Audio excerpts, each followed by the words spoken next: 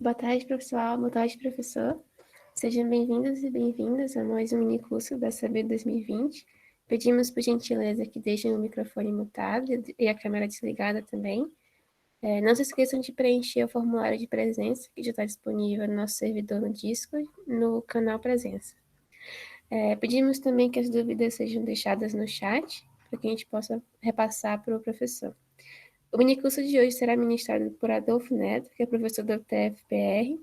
Ele ministrará agora o minicurso de Introdução à Linguagem Elixir, que é uma linguagem de programação funcional criada no Brasil em 2011. Agora passo a vez para o professor. Olá, pessoal. Eu vou fazer...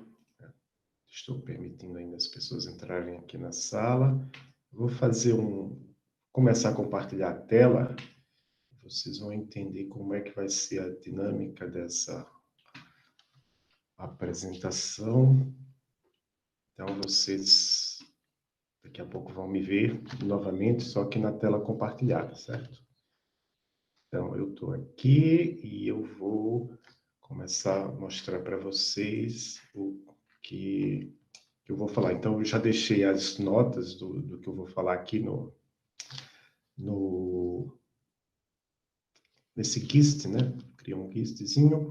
Então, o título que eu dei para essa atividade foi Introdução à Linguagem Elixir, entre parênteses, brasileiro e funcional. Então, primeiro falar rapidamente, eu sou professor do Departamento Acadêmico de Informática da UTFPR Curitiba, também sou professor do mestrado em Computação Aplicada da UTFPR Curitiba. Aí nessas notas de aula vocês, deixa eu mostrar aqui, tem esse link aqui que vocês podem ver, Linktree, Adolfo NT, então minha página, meus podcasts, então eu faço parte de 3 podcasts, então tem meu GitHub, LinkedIn, Twitter, Instagram. De rede social, a rede que eu mais uso é o Twitter, sem sombra de dúvidas. Então, nas outras eu estou também, mas essa é a minha principal. Até avisei lá que eu ia fazer essa atividade. Hoje eu lancei um episódio do meu podcast com a Charlotte de Oliveira, que é especialista em Elixir. Vou autorizar também aqui. E é isso, em relação a essa parte.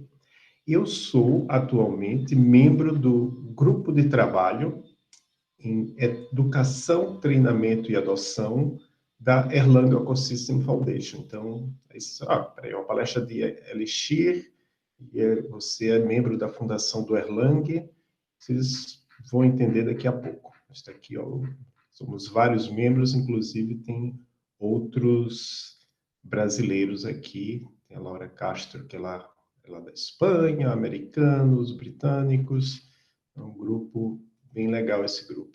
As atividades estão meio devagar por conta da pandemia, mas antes da pandemia estava bem animado. Então, eu falei lá que eu sou criador e... Então, vou mostrar aqui. Eu sou criador e co-host do Emílias Podcast, Mulheres da Computação. Até mesmo nesse podcast, a gente já entrevistou uma mulher relacionada a Elixir, que foi a Elaine Naomi Watanabe, nosso segundo episódio. Então, essa é uma das minhas atividades. Eu também tenho esse podcast que eu acabei de falar, que a gente entrevistou a Charlotte. E tem o podcast Fronteiras da Engenharia de Software, que aí já é um podcast sobre engenharia de software em geral, certo? Não é sobre... Não tem nada diretamente a ver com Elixir. Então, deixa eu só voltar aqui para as minhas notas.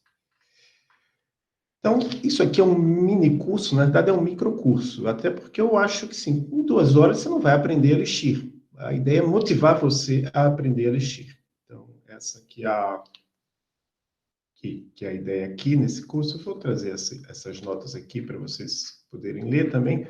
Então, basicamente, o roteiro para hoje é o que é Elixir, o que é a BIM, Erlang, o que é programação funcional, valores e tipos básicos em Elixir, tipos estruturados em Elixir, casamento de padrões em Elixir, funções em Elixir, aprendendo com a comunidade.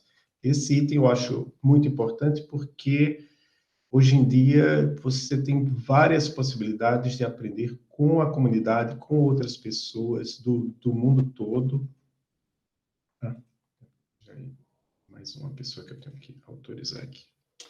Com várias pessoas do mundo todo. Então, isso é uma coisa que, acredite em mim, quando eu comecei a programar, não existia essa possibilidade. E eu pretendo fazer live coding. Eu já estou aqui com o meu terminal pronto para a gente começar a programar em Elixir daqui a pouco. Obviamente, eu já instalei o Elixir. Não é uma coisa tão trivial assim instalar o Elixir. Se vocês tiverem alguma dificuldade, lá no Discord eu posso dar uma ajuda. Porque para você instalar o Elixir, você tem que instalar o Erlang. Então, dependendo do seu sistema operacional. Mas tem algumas formas de usar ele online, como, por exemplo, no Replit.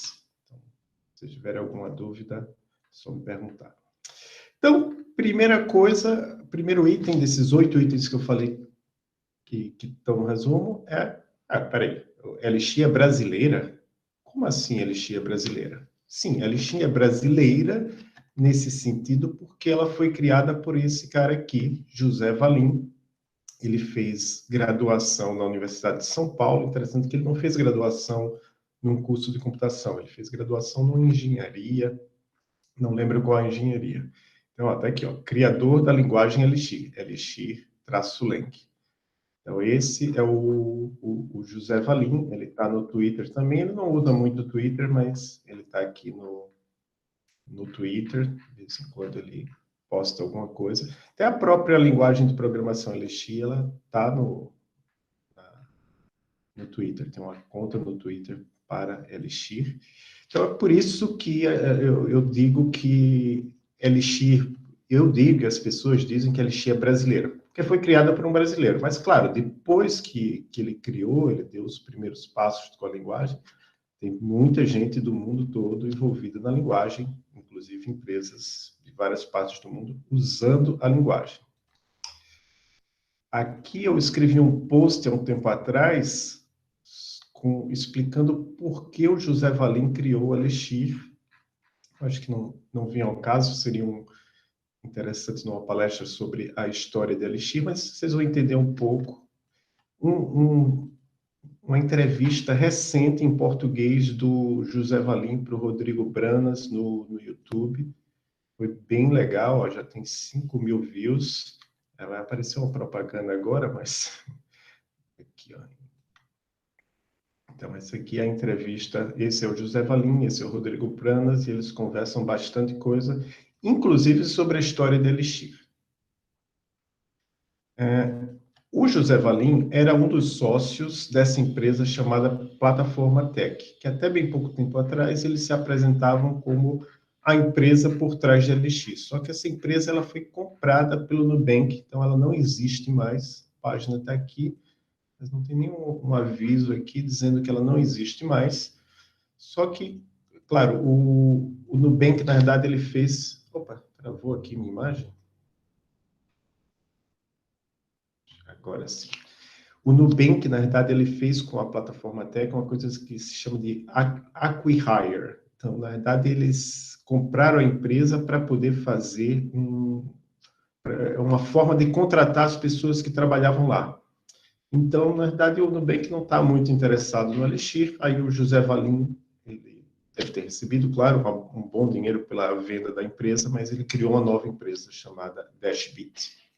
O que a gente pode dizer é que hoje em dia, essa é uma característica bem interessante, né? Que hoje em dia a linguagem Elixir é uma linguagem da comunidade, não tem uma empresa por trás, se bem que mesmo quando tinha uma empresa por trás, a Plataforma Tech ela não tinha, ela era uma empresa bem aberta com relação a isso, né? Com relação aos rumos da linguagem, era a comunidade que decidia. Agora, oficialmente, isso é diferente de outras linguagens que são, por exemplo, Swift é da Apple e acho que Go é da Google. Então, é uma linguagem bem da comunidade mesmo, né?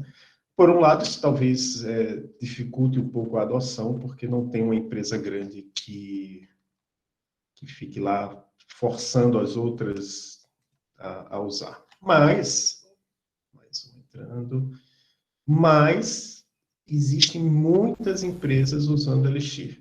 Aqui está um exemplo.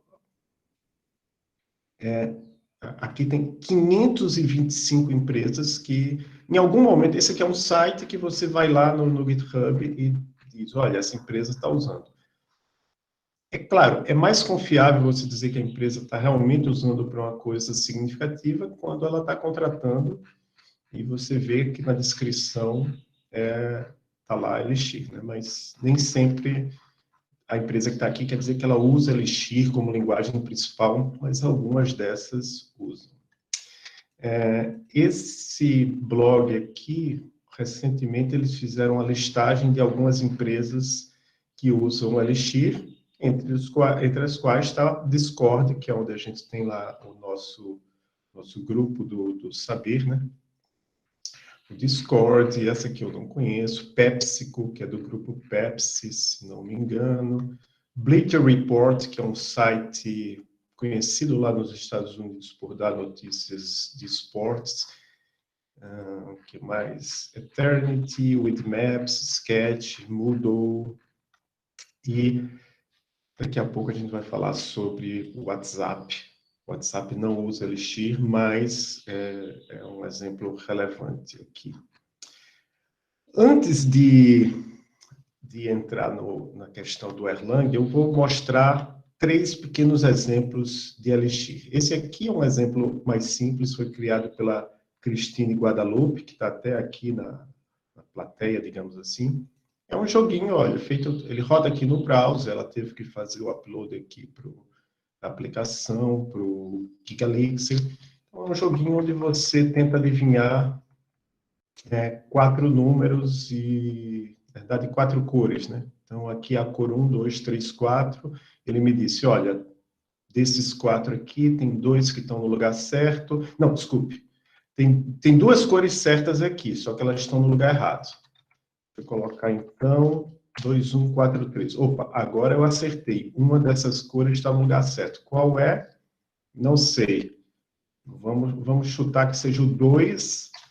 Eu vou colocar os outros números que faltaram aqui, 5, 6 e 7. Talvez tenha sido 2 mesmo, né? Porque... pior que talvez não, né? Não dá para saber. 5, 6, 1, 2... Ih, errei agora. Enfim, não vou jogar o jogo todo. Vou jogar até terminar. Permite que eu jogue novamente. Então, veja, isso aqui é feito com Elixir e com um framework chamado Phoenix Live View. Cadê o Phoenix? Print de novo. E eu posso jogar de novo aqui.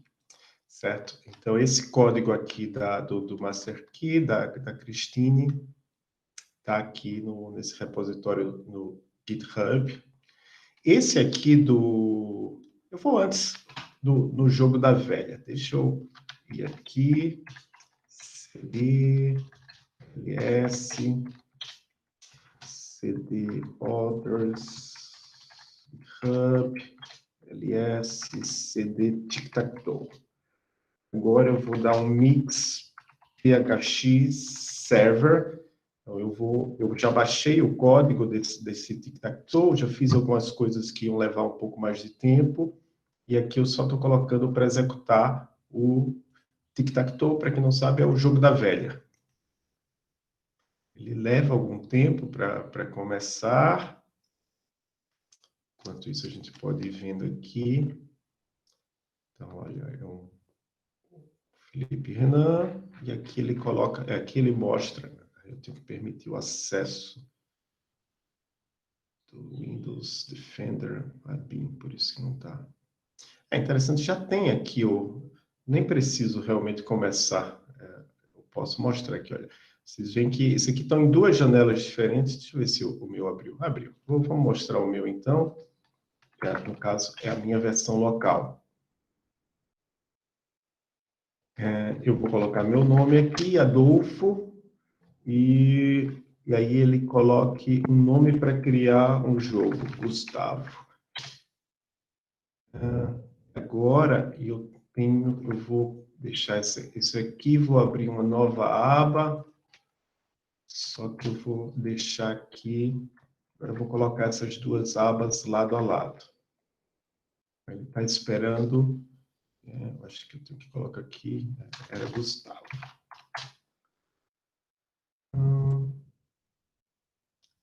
Ficou aqui, olha. Então, esse aqui joga, então estão em duas abas diferentes, isso aqui poderia estar em... Ih, falhou.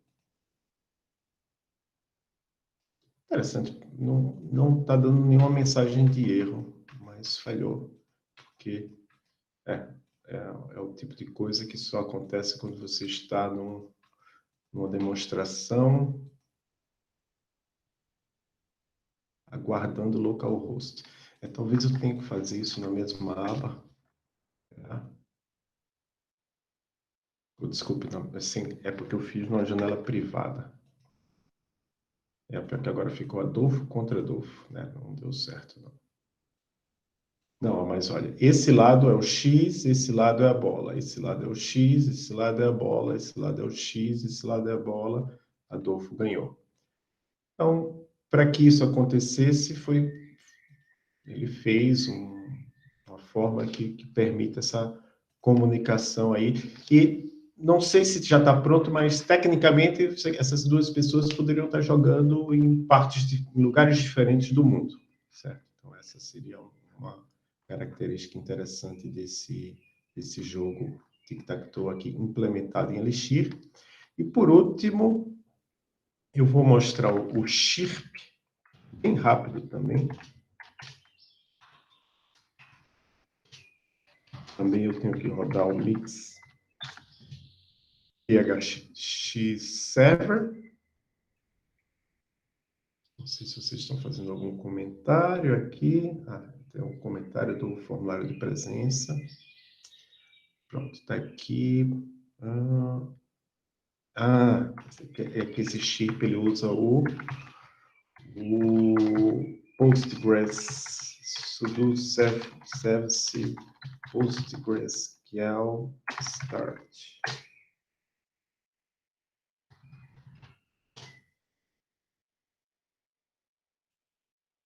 Então, essa parte aqui é mais só para mostrar a motivação para vocês, por que é interessante fazer coisas em Elixir. Mas, como eu disse, é bem superficial. A ideia é que, por esses exemplos, vocês vão ver que o Elixir é bom para programação concorrente, para sistemas que vão trabalhar em máquinas diferentes, até mesmo usar melhor os diversos núcleos do seu computador. Nesse caso aqui,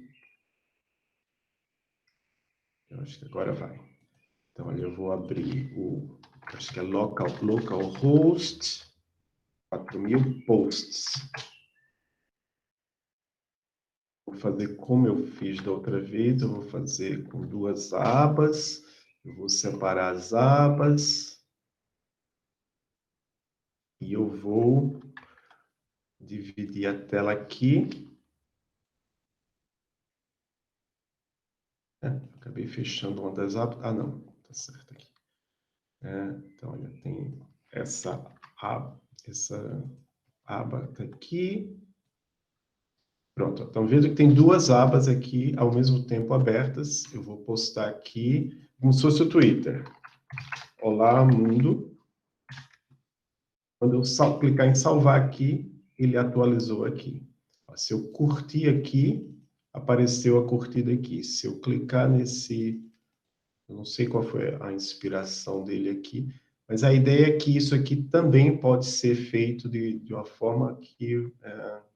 também eu vou escrever aqui, Adolfo, e apareceu aqui do outro lado. Assim como acontece no Twitter. Quando você está no Twitter, você twitta numa máquina, aquilo é replicado em todo mundo que está te seguindo. Então, esse é mais um exemplo de sistema bem pequeno, feito com o Phoenix Live View. Se vocês quiserem coisas maiores, aí vocês têm que ver as empresas que usam Elixir.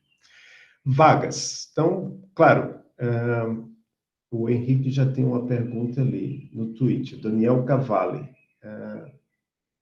Elixir pode ser comparado em termos de sintaxe e utilização a qual linguagem? Boa pergunta. Então, uma delas é com o Erlang, né? Porque a origem do Elixir é a linguagem Erlang, o Elixir roda na Beam, eu vou falar daqui a pouco. Mas o José Valim, ele tinha uma base muito forte de Ruby. Então, a sintaxe do Elixir parece com Ruby também, mas ele disse que se inspirou em Clojure. Então, tem algumas coisas que vêm de Clojure. O que mais? Ele disse que pegou algumas coisas de Python também. Então, vocês vão ver daqui a pouco a sintaxe de Elixir é muito boa, é bem amigável. Sim, aí, quando você vai aprender uma linguagem, é sempre bom saber, existe alguma empresa contratando nessa linguagem? Existe. Existem várias. Aqui eu coloquei, por exemplo, isso aqui é o Elixir Radar, é um brasileiro que cuida desse site aqui hoje em dia, o Baraúna, vejam, tem vagas no mundo todo. Na Estônia, Reino Unido, New Orleans, Holanda.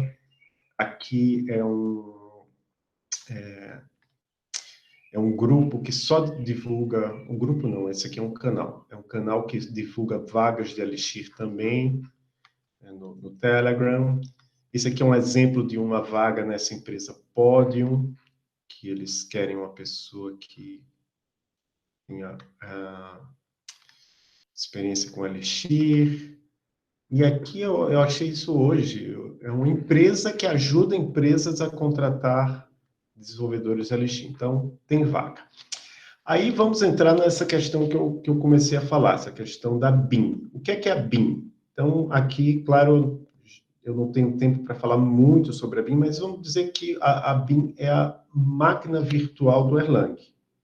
Na verdade, se você for ver, se é a máquina virtual do Erlang, por que é BIM, né?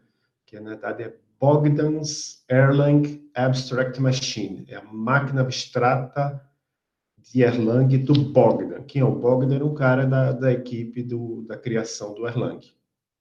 Então, e aí, o que é Erlang? Né? Eu acabei não falando. Erlang é uma linguagem de programação criada em 1985, dentro da empresa Ericsson, mas que já faz, acho que 20 anos ou mais, que ela é open source também. Então, Erlang é uma linguagem... Hoje em dia, eu não sei, me parece que Elixir é mais popular, mais conhecida dos desenvolvedores do que a própria Erlang. Mas tem um caso de uso muito conhecido de Erlang, que é o WhatsApp. Né? O WhatsApp tem uma parte, né, a parte mais de back-end do WhatsApp, é feita em Erlang, e isso permitiu que o WhatsApp fosse tão eficiente nesse aspecto de você ter telefones do mundo todo se comunicando sem que o sistema caia.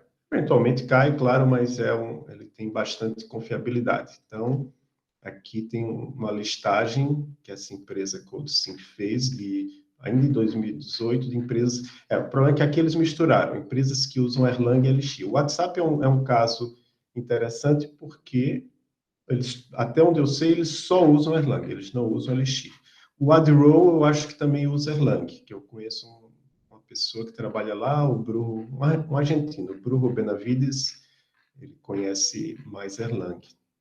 Então, o Erlang, essa linguagem de programação Erlang é uma linguagem como qualquer outra, tem toda a sua sintaxe, aquilo é compilado para um código intermediário, que é justamente esse código que roda na BIM.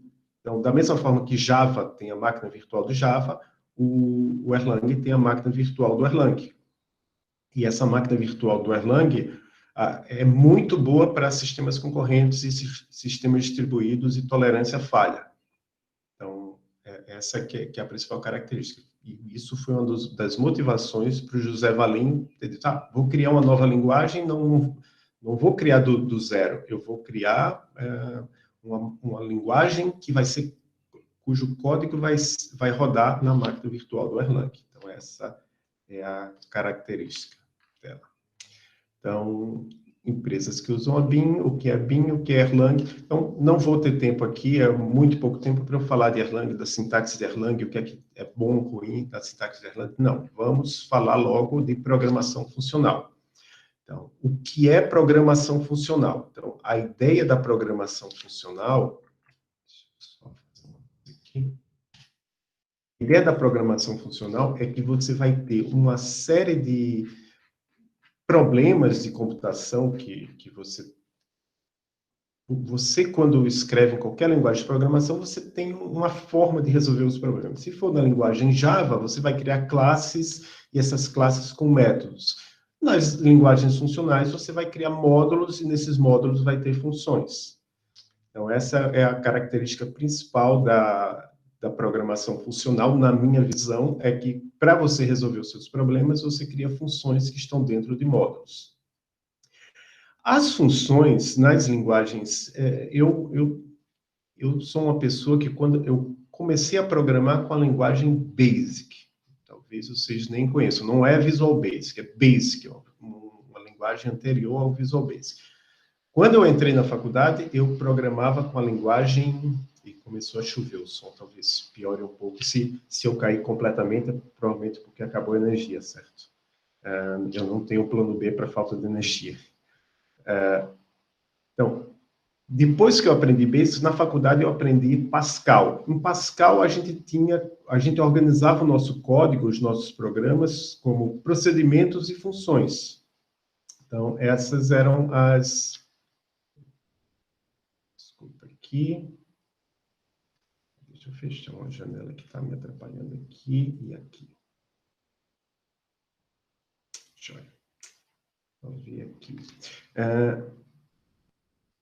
Então, em Pascal eu tinha procedimentos e funções. Só que essas funções do Pascal, elas não eram as funções que a gente vê em Elixir, em Erlang, e principalmente em linguagens funcionais mais puras, como Haskell.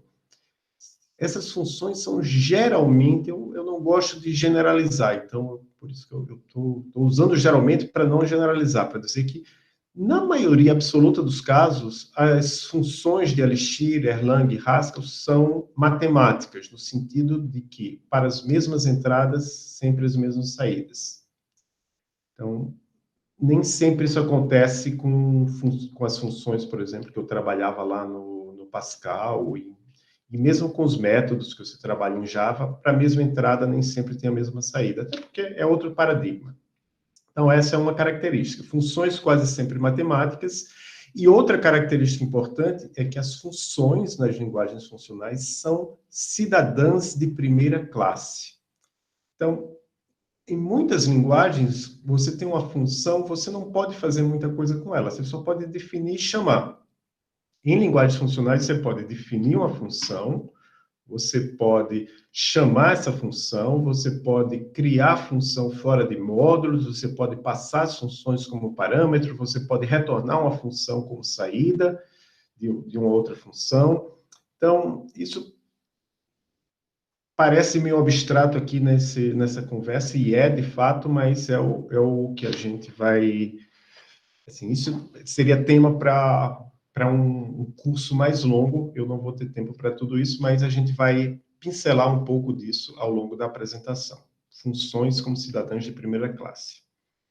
Então, como eu disse, Elixir não é puramente funcional, não foi o objetivo. Eu, particularmente, eu gosto disso, eu não acho necessário, para o meu gosto, não... Sim, dependendo da aplicação, você pode querer uma linguagem puramente funcional, mas eu não acho necessário para essa aplicação, até porque, como o próprio José Valim e os criadores de Erlang dizem, a ideia sempre foi fazer uma coisa boa para a concorrência. Por acaso, programação funcional é bom para a concorrência. Quer dizer, por acaso não exatamente, mas programação funcional é bom para a concorrência, então por isso que Erlang e Elixir são funcionais. Vamos, então, começar a trabalhar, de fato, com Elixir. A gente falei, e a gente viu muito pouco código em Elixir, né? Então, acho que tem um comentário aqui. Não, é só um comentário, né, do Henrique, que essa parte de Real-Time Application é o módulo de WebSockets do Phoenix que tem sido muito bem desenvolvido, explorado, e graças à tolerância a falhas de serviços feitos com Elixir, dificilmente são derrubados. Um comentário sobre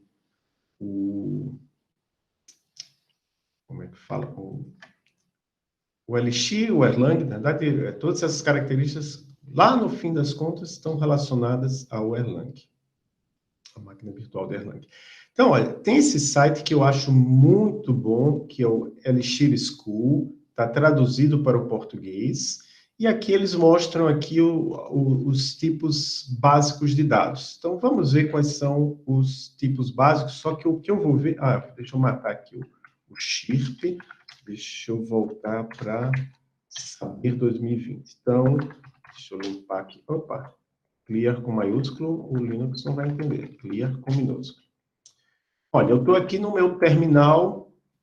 Mais uma pessoa entrando aqui. Isso aqui não aparece aqui para mim. Certo. Estou aqui no terminal do Linux e eu vou chamar o IX, ou IX.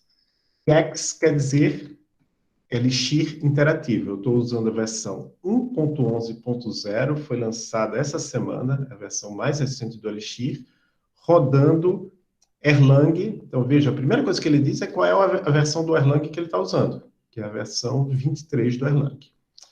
Então, eu vou mostrar aqui, então, o que é o Elixir Interativo? É um REPL, é um Read, Eval, Print Loop, é um terminal onde você pode fazer quase tudo que você pode fazer normalmente com um programa em Elixir. Então, olha, eu vou digitar um número aqui inteiro. E vocês viram que eu digitei o número e ele retornou para mim um número. Então, essa é uma das características de Elixir, de Erlang, de Clojure também, essa questão de que eu digitei uma expressão e ele retornou para mim essa expressão. Tudo tem um retorno, tudo tem uma saída. Então, esse aqui é um número inteiro, normal, não tem nada de fantástico aqui. Número de ponto flutuante. Está aqui o 12.86. Que mais? String, entre aspas, Adolfo, Gustavo. Que mais? Átomos. Um átomo, por exemplo, às vezes você quer dizer que alguma coisa é nome de outra coisa. Então, você pode ter um átomo, os átomos começam com esses 2 pontos aqui. 2 pontos nome, eu estou dizendo que isso aqui é um átomo, 2 pontos idade. Existem também os valores booleanos ou lógicos true e false. Uma característica interessante é que, na verdade, esse true aqui é só um açúcar sintático para true. O false é só um açúcar. Então, true e false, a gente fala que são lógicos, mas, na verdade, eles são tipos especiais de átomos. Ok, eu tenho esses tipos aí, e daí? O que é que eu posso fazer com esses tipos básicos? Eu tenho várias operações. Então, por exemplo, com números, eu posso somá-los, dividi-los, subtração, divisão. Vejam, quando eu dividi 2 números inteiros, apareceu um número de ponto flutuante. Se eu quisesse uma divisão inteira, é div mesmo. Se eu quisesse a divisão inteira, aí eu usaria a função div. Opa, já comecei a mostrar para vocês uma das coisas básicas de Elixir, que é função. Então, o Elixir, já no Elixir Interativo, eu não precisei importar nada, ele já tem uma série de funções e operações que ele traz para mim. A diferença entre função e operação é que a operação, olha, os argumentos ficam dos lados e o símbolozinho da operação fica no meio.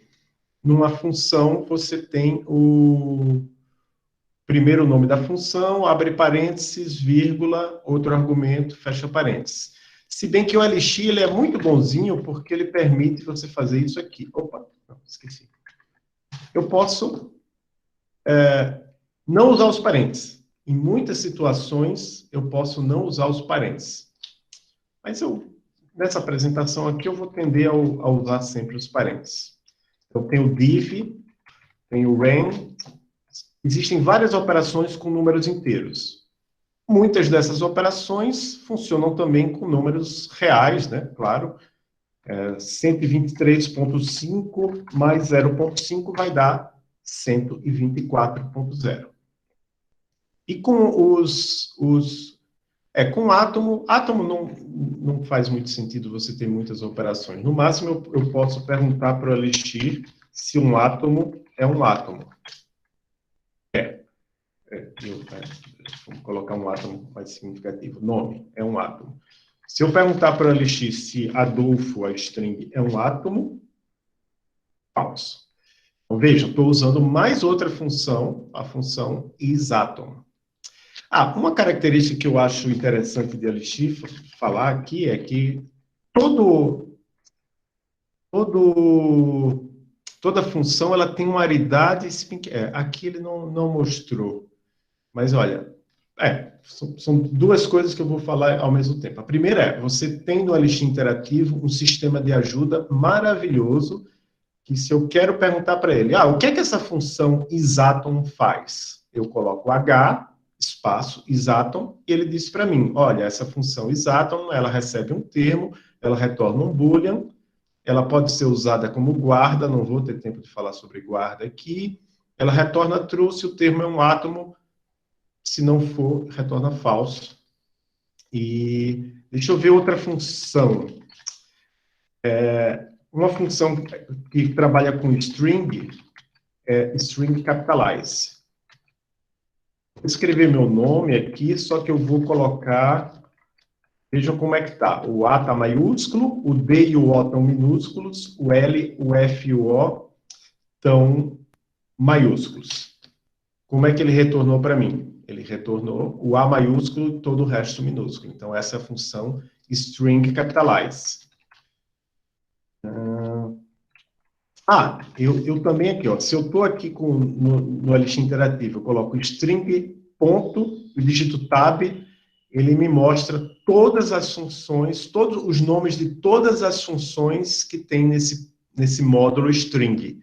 E vejam que ao lado do nome de cada função tem um /1, /2. O que é isso? É a quantidade de argumentos que ele recebe. Então, por exemplo, string to integer. Recebe um argumento, 1, 2, 3, ou 2 argumentos. E agora? Por que ele recebe 2 argumentos? Eu mesmo não lembro, mas é só eu colocar h-string to integer /2, ele vai dizer, olha, ele recebe 2 argumentos quando você está usando uma base. Que legal. Então, olha, eu posso colocar aqui café, que é um número em hexadecimal, né? Na base 16, e ele retorna, café.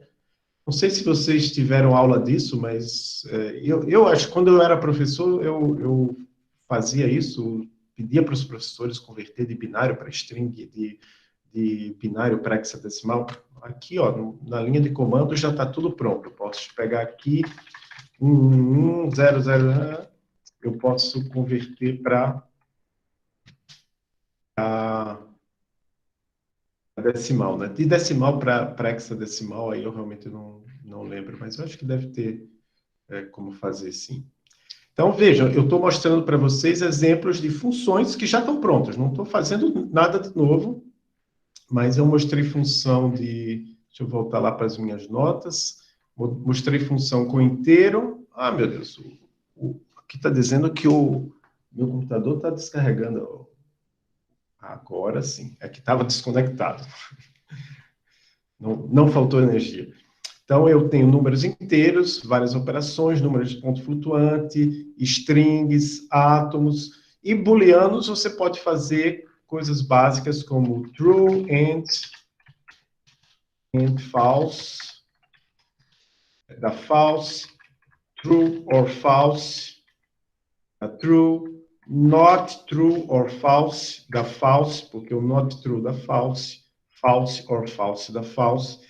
Então, você tem várias operações que você pode fazer com os tipos básicos de Elixir. Então, se vocês quiserem saber mais, cliquem aqui no... É interessante que ele usa os dois tipos de... você pode fazer também comparações entre os valores e interpolação de string. Esse aqui eu acho que é interessante mostrar para vocês, a interpolação de string. Por exemplo, se eu tenho uma string chamada... Hello vírgula, mas eu quero... É que não faz muito sentido falar. Daqui a pouco eu vou falar, porque não faz muito sentido falar disso agora, né?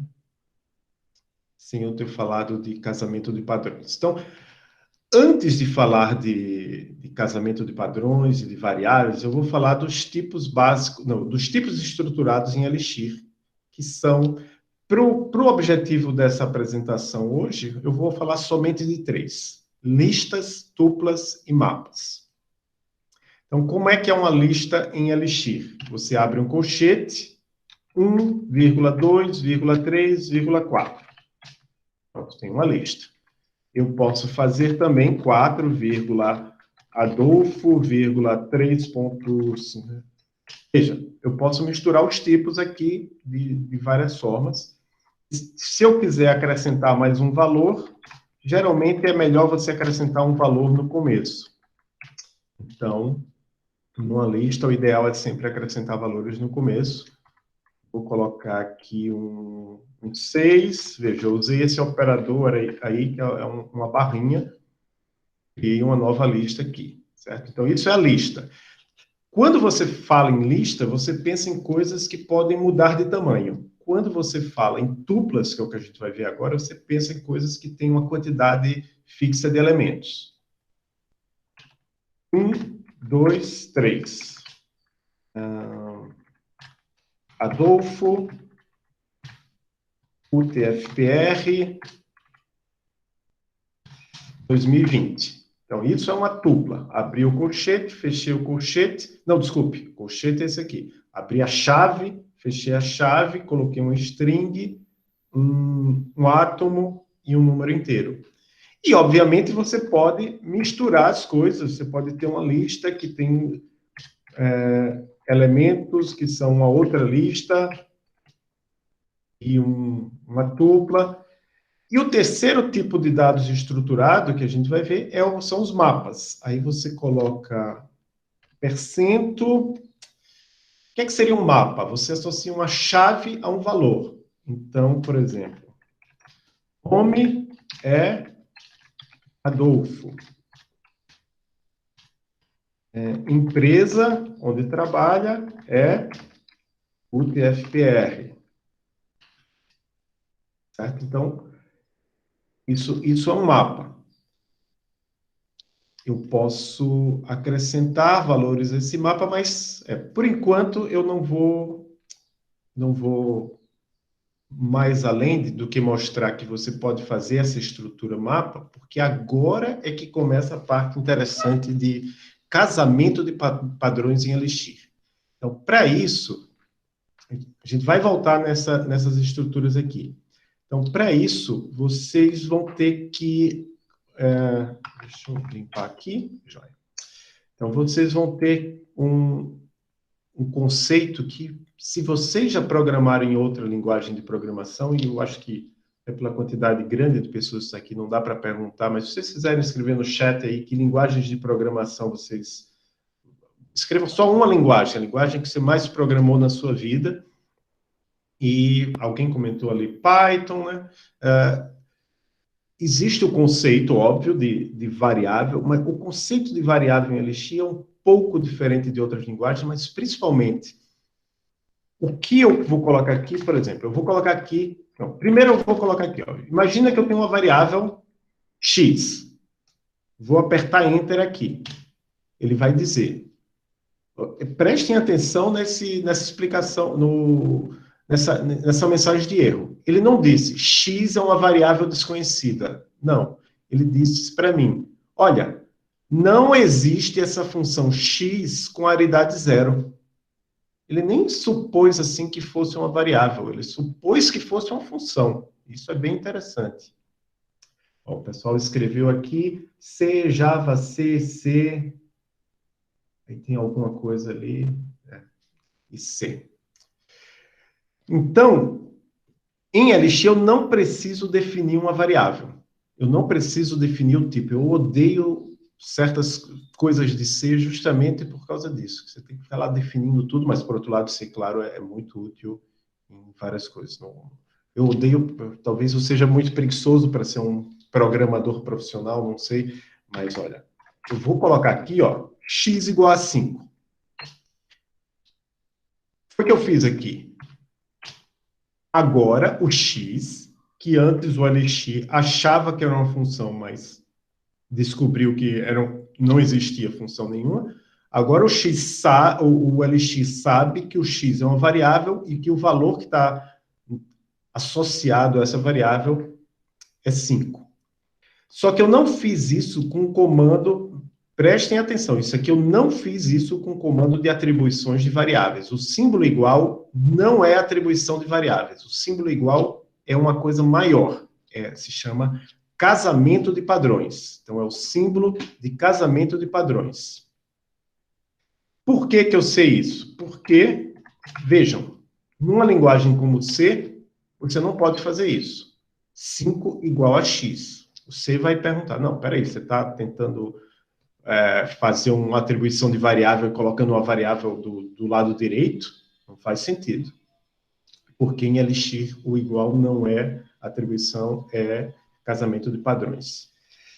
Então, por exemplo, se eu colocar aqui x igual a y, ele vai dizer de novo, erro, não sei o que é esse y, mas se eu colocar y igual a x, agora o y vale 5. Se eu colocar y igual a 6, o y é 6, mas o x continua sendo 5. Então, você tem, talvez, um bom exemplo seria isso, ó, colocar x igual a 10, y igual a x. E agora eu coloco x igual a 11. Qual vai ser o valor de y? Continua sendo 10. Não é porque eu mudei o x para 11 que o y passou a ser 11. Não, o y continua sendo 10. Ele pegou o valor, é tudo atribuição por valor. Então, esse é o caso mais básico de casamento de padrões. É quando você associa uma variável com um valor. Mas, como a gente viu, a gente tem aquelas estruturas de dados bem interessantes lá, que são a lista, a tupla e o map. Eu vou começar pela lista. Então, por exemplo, vamos dizer que eu tenho uma lista 67 Adolfo. Eu vou dar um nome para essa lista.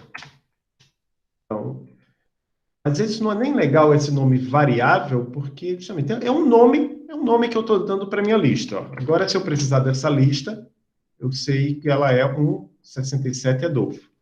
Agora eu vou fazer uma operação de casamento de padrões, que é o seguinte, cabeça barra cauda igual a lista. Igual não. Quer dizer, eu sempre leio igual, mas esse igual significa casamento de padrões. Eu não estou perguntando se essas duas coisas são iguais. Eu estou perguntando, eu estou pedindo, olha, nesse exato momento, daqui a pouco eu vou dar um Enter, no exato momento que eu der o Enter, eu vou estar pedindo para o Elixir me dizer, vou estar pedindo para o Elixir fazer o casamento de padrões entre abre colchete, cabeça, barra cauda, fecha colchete, igual a lista. E aí? Me deu o mesmo resultado que eu tinha com lista. Foi o que ele fez. O que ele fez foi isso. Ele colocou em cabeça o valor 1 e em cauda o resto da lista. Então, veja, ele fez um casamento de padrões e ele conseguiu, assim, quebrar duas partes da lista. A cabeça e o resto da lista. Então, isso é uma coisa que é muito útil, muito utilizado em Elixir e em diversas outras linguagens. Deixa eu mostrar outro exemplo. Então, olha, vamos relembrar aqui. A gente está com a nossa lista. Agora eu quero pegar a cabeça, o segundo elemento, e a cauda. Agora, a cabeça tem o elemento 1, o segundo tem o elemento 67, e a cauda é a lista somente com Adolfo. Então, isso eu posso fazer até um certo ponto. Eu escrevi ali terceiro. A cabeça, o segundo continuou o mesmo, o terceiro agora é Adolfo, e a cauda, o que é? A cauda é a lista vazia. Então, toda a lista, uma lista de 3 elementos é 3 elementos mais a lista vazia. Aí, se eu quiser fazer isso para 4 elementos, sabendo que na lista só tem 3 elementos, aí ele vai dar erro. Aí, veja, ele não está dando erro de atribuição de variável, ele está dando um erro de match. É impossível fazer o match. Então, existem vários tipos, não vai dar tempo de ver tudo isso aqui, mas vários tipos de erros de match, de coisas que você pode fazer com pattern matching. Eu posso indicar depois vários materiais fantásticos sobre pattern matching. Pattern matching é extremamente poderoso, é uma coisa que várias pessoas que trabalham com Elixir amam muito, tem vários textos, cursos, se você souber inglês melhor, mas tem lá no... vamos ver lá no link da Elixir School, ele fala aqui do operador de match, olha, ele fez aquelas coisas. Tem algumas coisas que eu não mostrei, eu vou mostrar depois, se necessário, esse operador underline, o operador pin. O pin eu quase nunca uso. Talvez seja interessante esse... vamos continuar com o pattern matching, só que agora para tuplas. Vamos pegar... Qual era a lista mesmo? A lista... A lista era essa aqui. Agora eu vou fazer uma tupla que vai ser exatamente igual, só que vai ser uma tupla.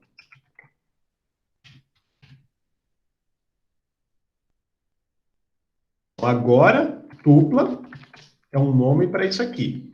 Agora eu vou fazer um pattern matching de cabeça, cauda. Opa, não pode. Você só pode fazer isso com lista. O tipo de pattern matching que eu posso fazer com tupla é o seguinte.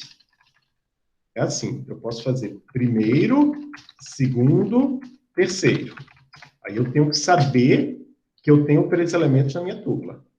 Aí, ó, o terceiro é esse aqui. Eu posso, vamos dizer que eu tenho uma tupla e eu estou pouco me lixando para o terceiro elemento. Só quero saber do primeiro e do segundo. Aí eu posso usar aquele caractere ali, underline, para pegar somente o primeiro e o segundo. Vamos dizer que eu só quero o valor do primeiro se o segundo for 67. Aí ele faz o casamento de padrões. Agora, se o segundo for 68, eu quero que ele me dê um erro. Então, esse é o tipo de coisa que você pode fazer com o casamento de padrões com tuplas. Se vocês tiverem alguma dúvida, assim, que queiram que eu pare, pode escrever aí no chat. O pessoal que está assistindo no Twitch também, o pessoal repassa aqui para o Google Meet. Por último, vamos falar daquele mapa que eu criei ali. Nome, Adolfo, qual era o outro? Era empresa, UTFPR. Então, isso é um mapa. Mapa já tem algumas funcionalidades a mais. Se não me engano, eu posso fazer uma coisa assim, ó. Eu posso pedir mapa.nome, mapa.empresa. Já tem uma estrutura aí, já parece uma estrutura de dados um pouquinho mais organizada. Mas vamos falar de casamento de padrões com mapa. Vamos dizer que essa é uma característica interessante. Bem interessante de... Vou colocar X aqui. Os professores de vocês vão ficar chateados que eu estou usando uma variável X, mas é só para dizer o seguinte, olha, eu estou fazendo um casamento de padrão entre um mapa que tem empresa e nome... outra coisa que vocês viram, né? Ele mudou a ordem aqui. A ordem, não existe ordem, certo? Não contem com essa ordem aqui. Provavelmente ele faz por ordem alfabética aqui. Olha, eu pedi para fazer o casamento de padrões entre mapa e somente nome e X. Então, ele foi lá no mapa, ele viu que tinha um nome e ele colocou em X a coisa associada ao nome. Se por acaso eu colocar aqui name, aí ele diz, ó, não existe, não tem nada nesse mapa que seja name, só tem nome. Então, o casamento de padrões... Então, olha, eu poderia ter mil chaves aqui mas eu só preciso colocar uma para fazer o casamento de padrões. Então, essa, para mim, é uma característica muito interessante do casamento de padrões com mapas. Deixa eu ver se tem mais alguma coisa aqui essencial. Aqui ele está falando sobre como fazer casamento de padrões em funções, mas eu acho que não é necessário nesse momento aqui. Porque a gente vai falar justamente das funções em Elixir. Então, uma pausa para pensar sobre isso. Então, foi o que a gente viu até agora. Os tipos básicos em Elixir, tem outros tipos, tem o tipo binário. Na verdade, string é um subtipo de binário. Você tem as structs em Elixir, a gente não passou por isso. Tem outras coisas que eu não vi. Vocês que no final da apresentação eu vou falar de alguns links onde vocês podem aprender bem mais sobre Elixir do que nesse curso relativamente curto. Então, como eu disse lá no início também, um dos objetivos principais da programação funcional é que você escreva programas, resolva problemas, escrevendo funções, e essas funções vão estar agrupadas, esse é o nome certo, agrupadas em módulos. Então, a gente vai ver agora como escrever uma função num módulo. Mas antes, deixa eu ver, o Daniel Cavalli no tweet escreveu: então, não atribuímos valores a variáveis e sim casamos padrões? Boa pergunta. A questão é, quando você casa um padrão, às vezes você atribui valores a variáveis, mas não é obrigatório. Olha, eu posso fazer isso aqui, 4 igual a 4. Na verdade, isso aqui não é eu não estou perguntando se 4 é igual a 4, eu estou casando o padrão. Casar o padrão os dois lados têm que ser iguais. Se eu quiser perguntar para o Elixir se 4 é igual a 4, aí eu faço assim. E também esse 4 igual a 4. Qual é a diferença entre igual e igual a igual? Por exemplo, 4 igual a 4.0 é falso, mas 4 igual a 4 é true. Então, isso aqui o símbolo de igual, ele representa o casamento de padrões. Se eu coloco, deixa eu colocar uma letra que eu não usei ainda, G igual a 4. O que é que ele vai tentar fazer aí? Ele vai tentar fazer com que os dois lados sejam iguais. E ele retornou 4. Mas como é que ele fez com que os dois lados fossem iguais? Para fazer com que os dois lados fossem iguais, ele fez com que a variável G passasse a valer 4. Então, aí, ele faz uma atribuição como parte do casamento de padrões. É uma das coisas que ele faz no casamento de padrões. E uma coisa também que acontece com o Elixir, vamos colocar assim, não funciona... Então, os dois lados do casamento de padrões não têm as mesmas propriedades. Olha. Desse jeito aqui não funciona.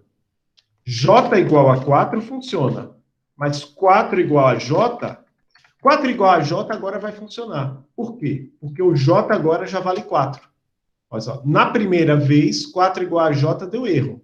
Na segunda vez, 4 igual a J deu 4. Porque nessa segunda vez aqui, o J já valia 4, ele viu que os dois lados eram iguais e ele retornou esse valor. Mas na primeira vez, ele deu erro. E nessa vez aqui, na linha 94, o que ele fez foi, J igual a 4. J não tem valor. Mas eu vou fazer a atribuição de 4 para J, e agora sim o J passa a ter o valor 4. Exatamente. O Daniel está dizendo, junta as duas coisas numa só. Na verdade, o que eu diria é que é mais, né? É uma coisa mais abrangente, faz mais do que simplesmente atribuir valor à variável. Então, funções. Então, daqui a pouco a gente vai ver exemplos de construções de funções. Já está... 3 horas, estamos num ritmo bom, vai dar para ver uns bons exemplos. Mas o que eu quero fazer agora? Eu vou aqui no IX, eu vou definir para vocês uma função, deixa eu ver qual é a função que eu defino. Tem uma função que eu gosto, eu tenho até um vídeo sobre isso, é o IMC, né? Agora, nesse tempo de pandemia, está todo mundo em casa, ganhando peso. Então, existe a calculadora de IMC. que é que a calculadora de IMC faz? Ó, vou pegar aqui a idade de um aluno de 18 anos, que mede 1,83 m e está pesando 90 quilos. E ele tem uma atividade física sedentária. Ah, tem que dizer que é homem. O IMC é 26,9. Como é que ele calcula esse IMC? Ele pegou, se não me engano, olha, é 91,83, né? Vamos colocar aqui, 90 dividido por 1,83 vezes 1,83. 26,87. Foi isso mesmo. É o peso dividido pelo quadrado da altura. Então, eu vou fazer uma função que calcula o IMC. Então, eu vou definir um módulo chamado IMC. Então, é assim, você coloca assim, def módulo, define um módulo, o nome do módulo é IMC, os nomes de módulos geralmente começam com letras maiúsculas, eu acho que isso é obrigatório, não tenho certeza, mas... E aí eu vou definir uma função calcula, que recebe o peso e a altura. O que é que essa função calcula faz? Ela vai pegar o peso, né, dividir pela altura, multiplicado pela altura. Opa. Pronto, só isso. End da função. Então, olha, aqui eu estou definindo um módulo, aqui eu estou definindo a função. Esse end é da função, esse end é do módulo. Pronto. Veja que interessante, o Elixir ele permite que eu defina um módulo dentro do Elixir interativo. Eu nem preciso sair, abrir um arquivo, criar esse arquivo. Não, aqui dentro eu já posso fazer isso. Agora eu vou pegar aqueles lá, 1,83. Vamos ver se deu, ó, deu exatamente igual, então tá certo. Então, com isso, eu mostrei para vocês um exemplo de como definir uma função nomeada. Eu defini uma função chamada calcula, essa função está dentro do módulo IMC. Então, isso é uma função nomeada. Elixir também me permite, uma vez que funções são cidadãs, né? Funções é feminino, as funções são cidadãs de... Como é que eu falei mesmo? Cidadãs de primeira categoria, não. Tem um nome. Cidadãs de primeira classe. Lembrei.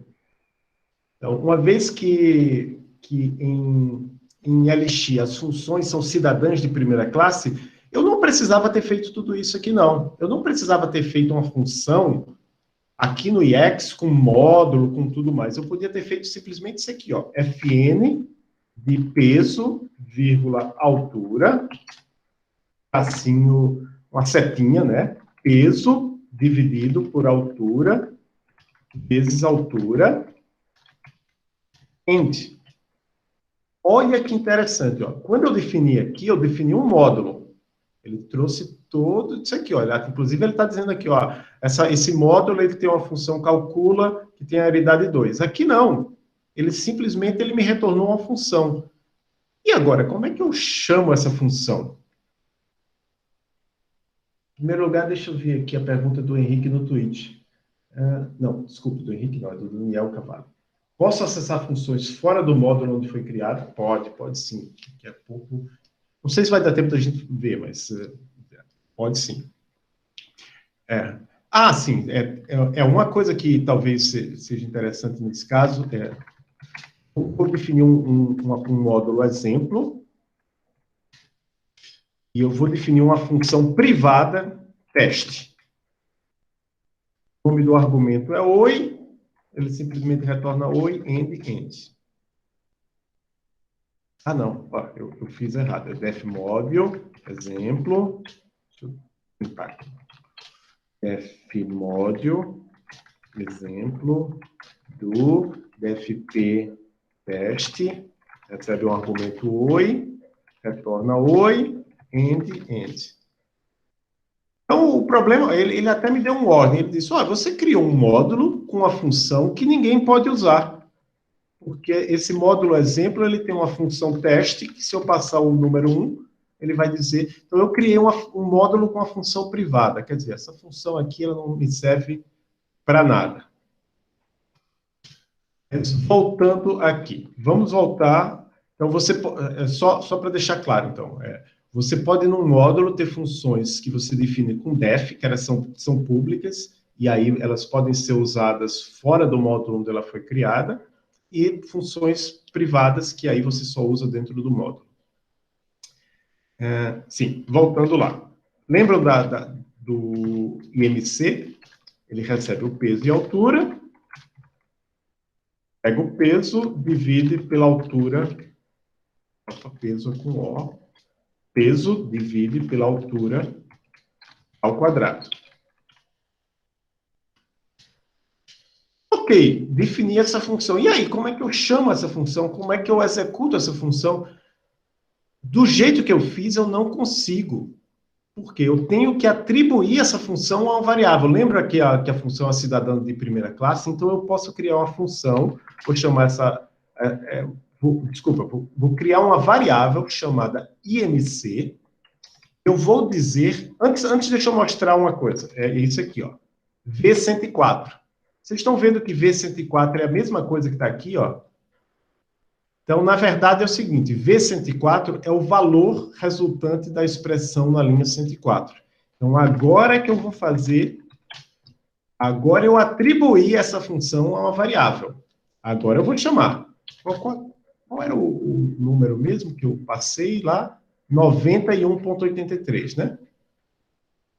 91.83. Opa! Errado. Por quê? Porque quando uma função é definida desse jeito, eu tenho que colocar um ponto antes. Agora deu certo. Então, veja, quando eu defino uma função, aqui na linha de comando mesmo, fn igual blá, blá, blá, eu atribuo ela a uma variável. Vamos fazer como a maioria das pessoas faria. Eu vou copiar isso aqui e colar. O normal que você vai fazer é isso. Você vai pegar uma variável, usar o operador de casamento de padrões e dar a definição da função. E depois você chama ela usando o ponto. 91.83. Então, essa forma de definir aqui é uma forma de definir uma função anônima. Eu defino a função sem dar um nome. E depois eu peguei o resultado disso e aí eu dei um nome para ela atribuindo uma variável. Mas, por exemplo, eu posso ter duas variáveis diferentes que usam a mesma função. Nada impede. Eu posso ter, por exemplo, vou definir uma função anônima aqui, que é a função identidade. É uma função que recebe x e retorna x. Agora eu vou passar como argumento para a identidade o quê? A função IMC. Olha que interessante, eu peguei uma função, passei ela como argumento para outra função. E ele retornou, veja que aqui é o mesmo número que está aqui, ó. 43.978.235. Então, eu peguei uma função, passei ela como argumento para outra função. Essa função identidade, se eu passar ela um número inteiro, ela vai retornar esse número. Se eu passar ela um ponto flutuante, se eu passar um boolean, e se eu passar uma função, que foi o caso lá, ela retorna a função. Então, vocês estão vendo aí exemplo de eu passar uma função como argumento, receber uma função como argumento, e uma outra coisa que dá para fazer é função anônima usando uma notação. Essa aqui é uma notação bem estranha. Só o pessoal mais avançado, digamos assim, de LX que usa. Se você não quiser usar, não é obrigado essa notação. Deixa eu mostrar aqui. Vamos ver se vocês pegam ela aqui.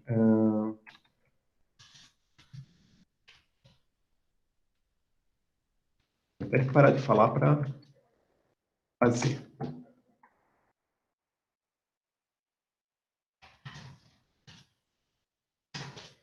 Agora, quais eram os números que eu estava usando mesmo? 91.83, né? 90,1.83. Eu esqueci o ponto, né? Deu exatamente o valor. Veja, o que eu disse aqui foi o seguinte: essa aqui é uma função, então esse E comercial aqui está dizendo que é uma função.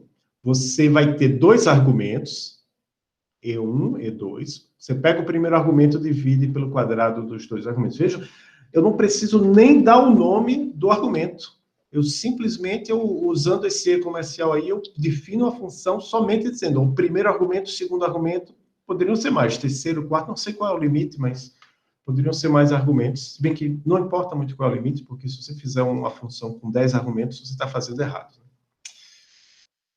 Ok, então vimos as funções, as formas de fazer funções em LX. Tudo isso, vejam, esse tempo todo aí eu não saí do IEX, eu não saí do LX interativo. Então, tem muita coisa que dá para você fazer somente dentro do LX interativo. O pessoal de Clojure é uma outra linguagem de programação funcional. Não foi criada por um brasileiro, foi criada por um, eu acho que ele é americano, Rich Hickey. Não sei se é o Hickey ou Hickey. E é interessante porque também é funcional, só que aí ela é baseada em Lisp, e aí ela tem um monte de parênteses, nem todo mundo gosta de parênteses. Ela tem menos parênteses do que Lisp, mas tem bastante parênteses ainda assim.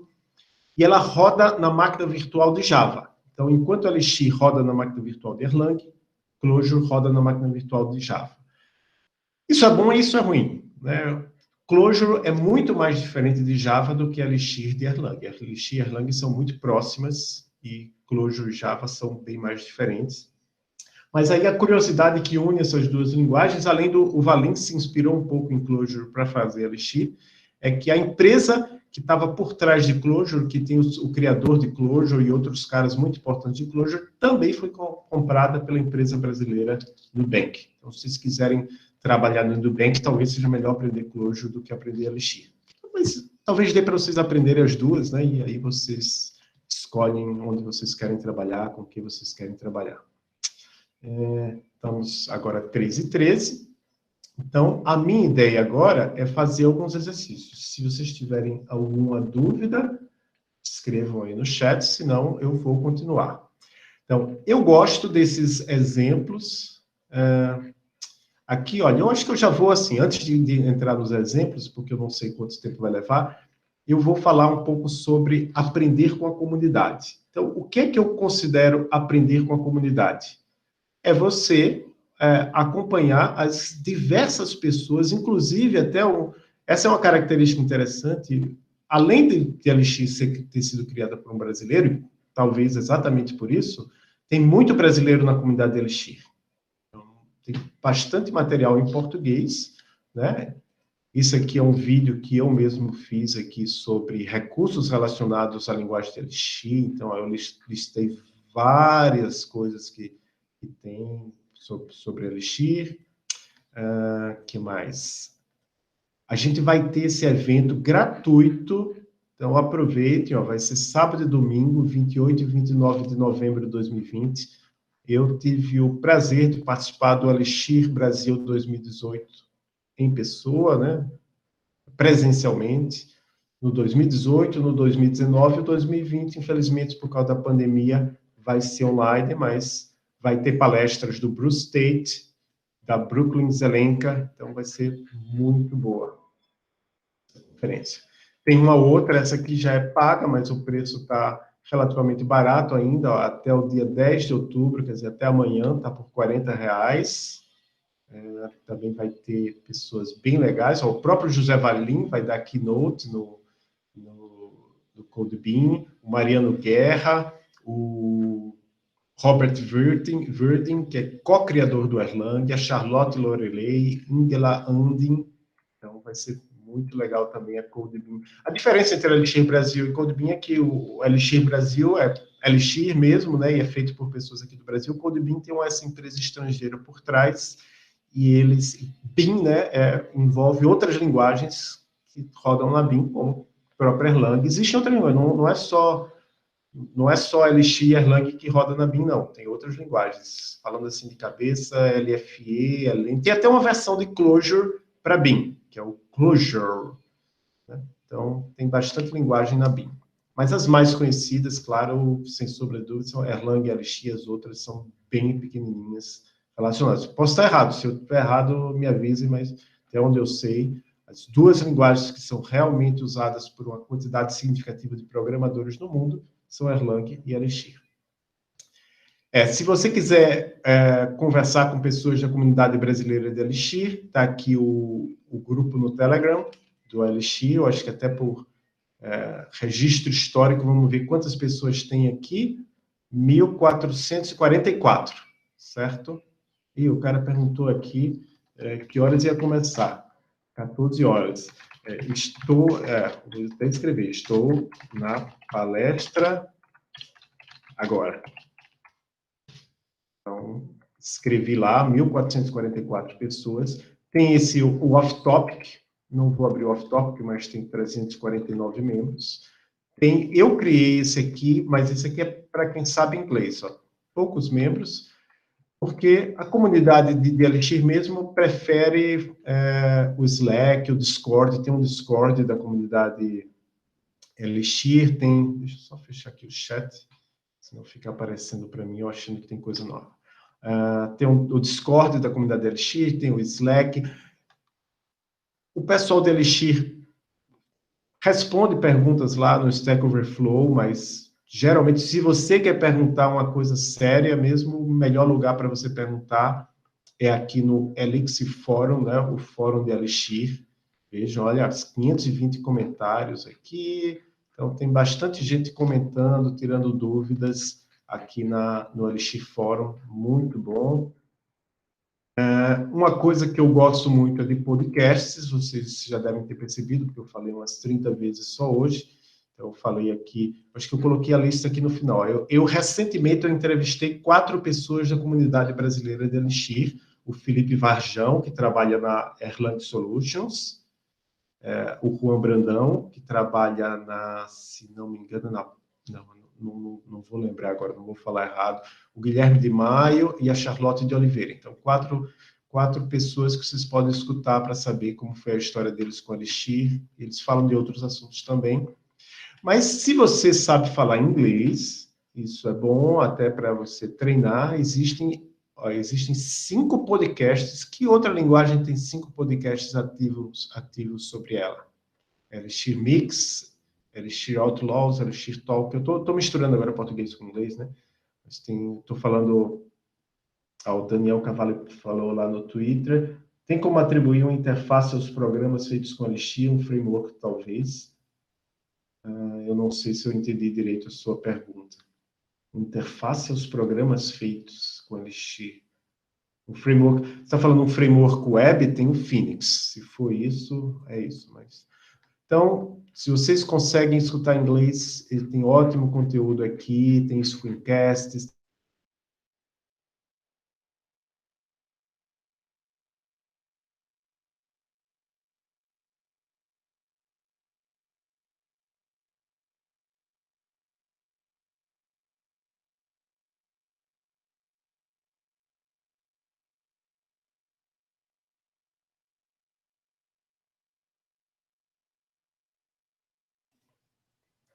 Eu acho que continuou gravando, né?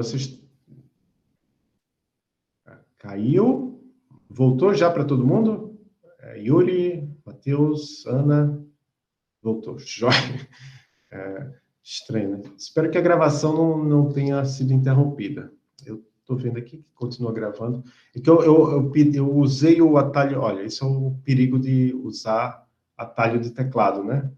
Eu usei um atalho de teclado para fechar a janela que eu estava e eu acabei fechando a janela do Meet, porque eu estou com 2 telas aqui, então, por isso eu tento olhar para essa câmera aqui, mas o Meet está aqui do lado. Desculpa aí, gente. Então, se você sabe inglês, tem bastante material. Deixa eu voltar aqui. E tem mais coisas, certo? Eu acho que nesse vídeo aqui tem mais coisas. Em português também, se vocês estão vendo um curso em vídeo, tem aqui o canal do Jean Carlos, Gustavo Oliveira, Heber Freitas, Thiago Guimarães, Aleph, o próprio... Eu fiz com Emílias Programando um vídeo, uma série de vídeos sobre Elixir, vários outros vídeos aqui. O Ale DSZ, para quem está aí no Twitch, ó, o Ale tem feito uns vídeos aqui, ó, Doing some cool stuff with Elixir. Então, tem mais coisa aqui. Tem outros grupos no Telegram, Elixir Brasil. A gente tem até uma coisa, um grupo no Facebook. Tem um grupo no Facebook, 1000 membros aqui no Facebook. Ó, é um vídeo que eu fiz sobre pattern matching, esse vídeo tá em inglês, certo? Então, tem bastante coisa aqui, ó. Episódios de podcasts em português, alguns mais antigos, outros mais novos. Não está atualizado aqui, certo? E... livros, né? Então, se vocês quiserem aprender Elixir, vocês são alunos da UFPR, tem aquele e-mail, @ufpr.br, ou se forem alunos da UTFPR. É assim, essa editora, ela dá a versão digital do livro Programming Elixir para alunos universitários. Então, é só entrar em contato com eles, avisar que vocês têm que o e-mail de vocês é o da UFPR, e eles colocam lá e eles dão essa possibilidade de você baixar o livro gratuitamente, legalmente. Esse livro aqui foi escrito pelo Ulisses Almeida, em inglês também, ele é brasileiro, mas ele escreveu em inglês, é um livro também para vocês começarem programação funcional com Elixir. Esse livro aqui já é mais avançado, é o Sasha Yurik. Então, se vocês acharam o que eu falei aqui muito básico, esse aqui é o livro, porque ele avança mesmo todas as características maravilhosas do Elixir, então estão aqui nesse livro. As características da BIM, principalmente, né? Tudo que tem de legal na BIM. Vejam, eu falei aqui, eu não falei nada de programação concorrente, de criar processo, essa aqui é a introdução, mas você pode, qual é o nome? Esse comando, ó, vou dar aqui, o help spawn. Você tem, eu acho que tem o spawn 1. Ó, eu posso criar uma função, olha, aqui ele dá o exemplo aqui.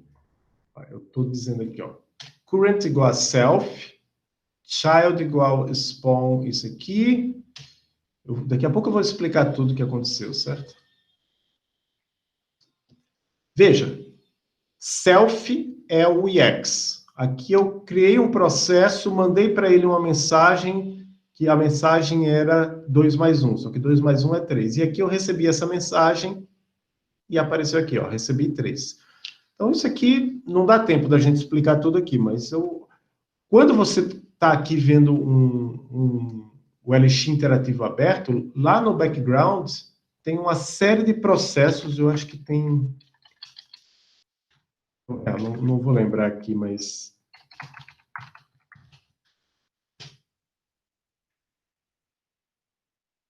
Não sei se alguém lembra, mas você pode, no Erlang, você pode ver todos os processos que estão abertos.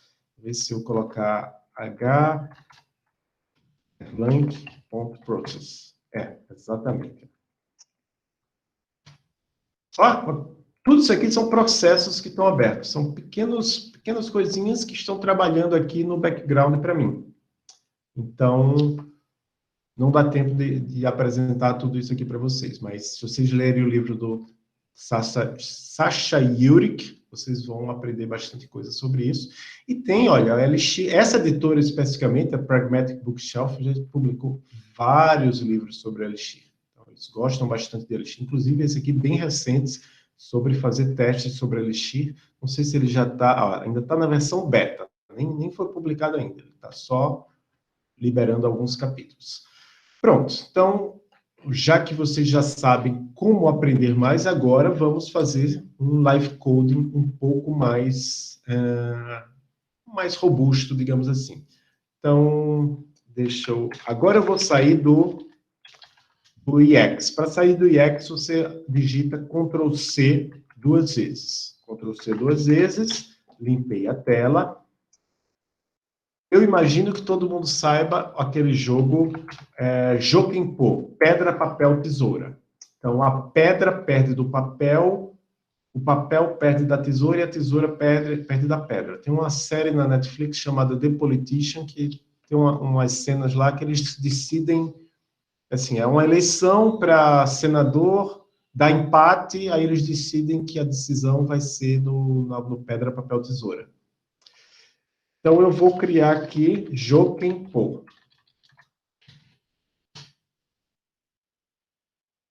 Então, opa, vocês viram que eu não usei EX agora, eu usei Mix.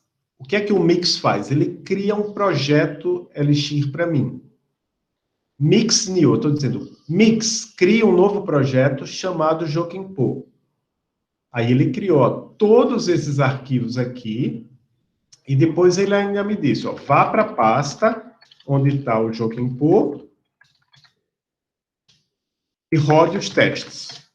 Sim, quando você cria um projeto Elixir, ele já vem com testes. Claro, ele já vem com a estrutura para você escrever testes. Passou em todos os testes. Ótimo. Não sei se vocês conhecem Test Driven Development, mas a ideia do Test Driven Development é que você vai poder fazer, escrever um programa escrevendo os testes antes. Então, eu vou fazer isso um pouco, eu vou fazer isso de um... Não levem o meu exemplo aqui como um exemplo assim, tá fazendo um TDD maravilhoso. Não, vou fazer um TDD bem básico aqui, só para exemplificar, certo? Ó, ele já vem aqui com o Jokenpô Test e com as funções já prontas. Eu vou apagar o que ele já fez para mim, Ctrl X, e eu vou aqui também apagar os testes que ele já escreveu para mim. Ele está construindo umas coisas aqui, vai levar alguns minutos. Eu não quero da Eliza. Pode deixar. Ah, não, eu já apaguei ali o que eu queria. Jóia, beleza. Então, eu apaguei aqui e apaguei aqui. Beleza. Pronto. Agora, o que eu vou fazer? Eu vou escrever um teste. O teste é tesoura ganha de papel. Então, Jokenpô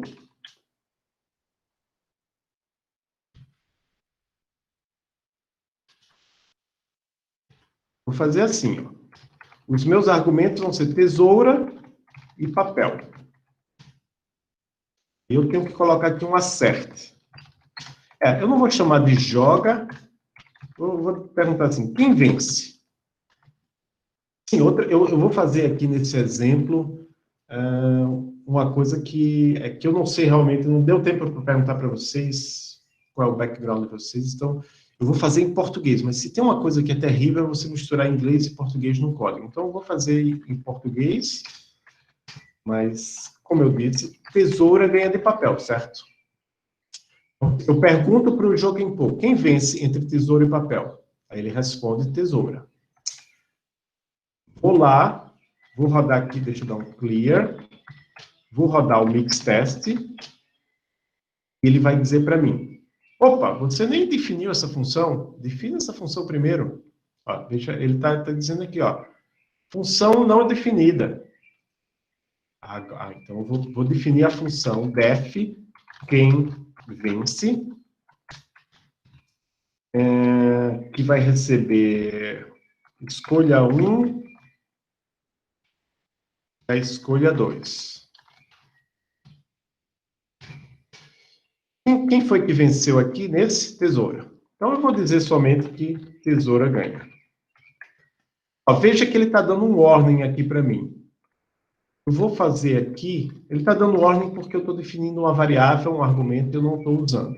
Então eu estou dizendo, ó, eu estou criando uma função aqui que recebe 2 argumentos e retorna tesoura. Agora eu vou rodar os testes. Passou nos testes. Deixa eu rodar de novo lá de cima. Passou nos testes. Por quê? Porque o meu teste retornava tesoura. Então, por enquanto, está funcionando. Quem vence entre tesoura e papel? Tesoura. Quem vence entre papel e tesoura? Tesoura também. Aí é fácil, né? Por enquanto, passou. Agora, um teste, nenhuma falha. Ok, por enquanto foi... Isso a gente chama em TDD de baby step. Então, basicamente, não fiz nada de relevante. Então, tesoura ganha de papel. Mas quem ganha de tesoura mesmo? Pedra, né? Pedra ganha de tesoura. Agora vamos ver.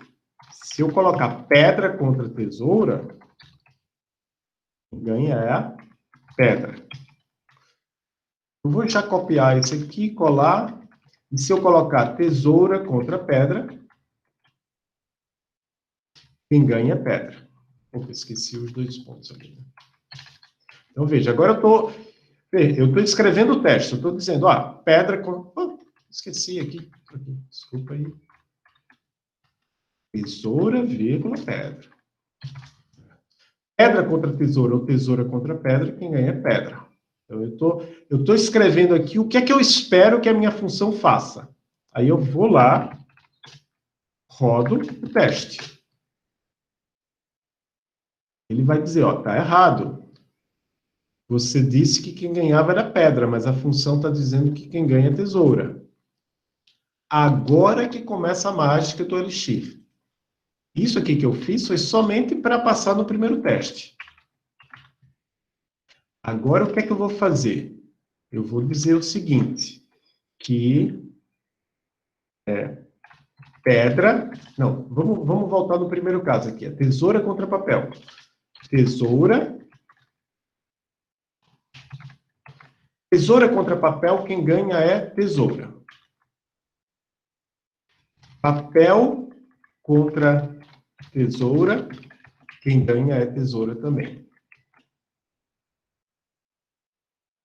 Tá ficando meio estranho, né? Mas tudo bem, eu vou fazer do jeito feio e depois eu vou refatorar. O próximo era tesoura contra pedra, pedra contra tesoura. Quem ganha nesses casos aqui é pedra.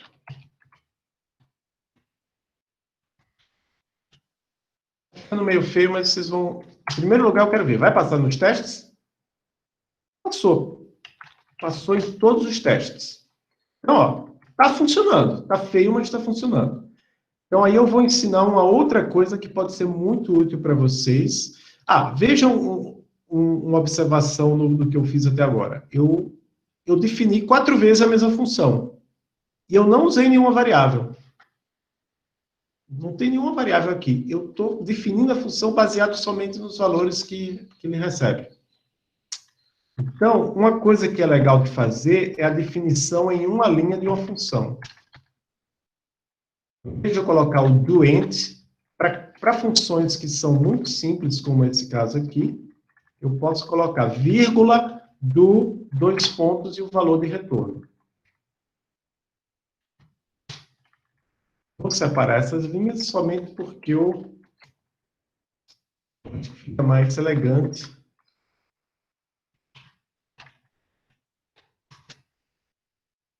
Então, vocês podem estar até achando meio repetitivo, mas é extremamente clara essa definição aqui. Ele está dizendo, ó, tesoura, papel, quem vence? Tesoura. Papel, tesoura, quem vence? Tesoura. Quem não saiba o que é o Joquim-Pô, vai olhar isso aqui e vai dizer, já entendi o que é que faz.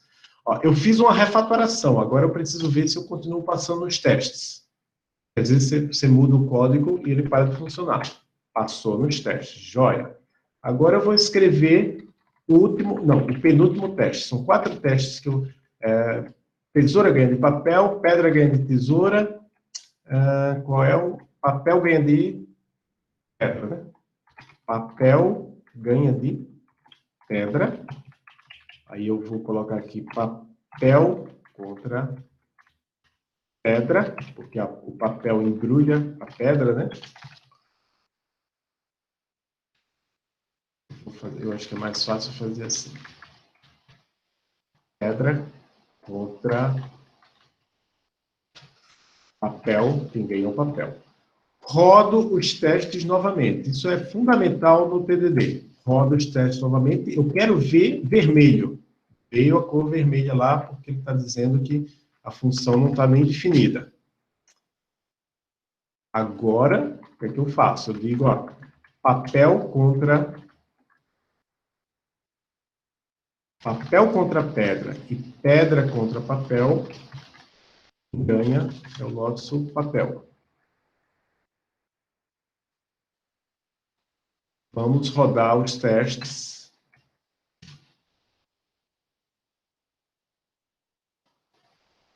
Passou em todos os testes. E por último, o que é que está faltando? Empate.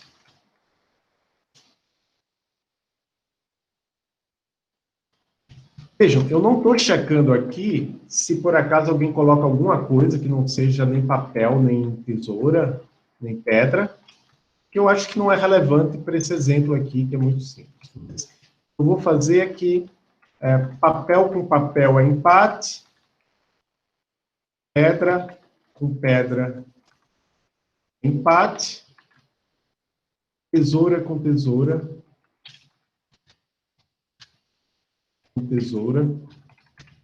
é empate. Vamos ver, roda os testes, obviamente vai dar errado porque eu ainda não escrevi a função, ele está dizendo, ó, estou procurando aqui, não achei nada, não achei nenhuma função que me permita isso aqui.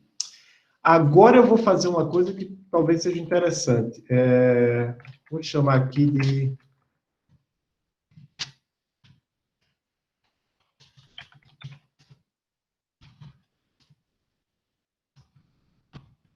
Vou deixar 3 opções aqui.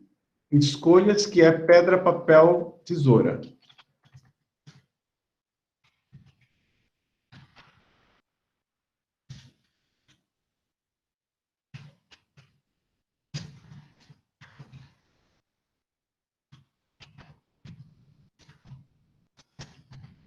Vou até que parar de falar aqui para poder escrever a função. Na verdade, não é nada tão complicado. O que eu estou dizendo aqui é o seguinte, olha, se você receber 2 valores x, onde esses valores x sejam os mesmos, então, aqui, vejam, aqui eu estou usando o casamento de padrão para verificar uma igualdade. Se ele passou por todos esses, chegou aqui e tem xx, quer dizer o quê? Olha, ele recebeu 2 valores iguais. Além disso, eu estou checando que esses 2 valores iguais são ou pedra, ou papel, ou tesoura. Porque se for palito, palito, para mim não é empate. Empate é somente se os dois colocarem pedra, se os dois colocarem papel, ou se os dois colocarem tesoura. Então, vamos ver se ele retorna empate. Vou dar o clear aqui. Passou em todos os testes. Está pronto o meu pedra, papel, tesoura.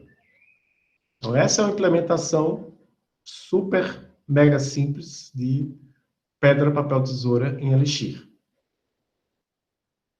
Então, eu usei uma coisa que eu falei que eu não ia falar, mas eu acabei usando, que é o guarda, a guarda. Isso aqui, esse when aqui é uma guarda. Eu vou mostrar também uma outra coisa que eu acho que pode ser útil para vocês, que é o seguinte, olha, eu estou dentro da pasta do Jokenpô. Agora eu vou colocar ix-smix.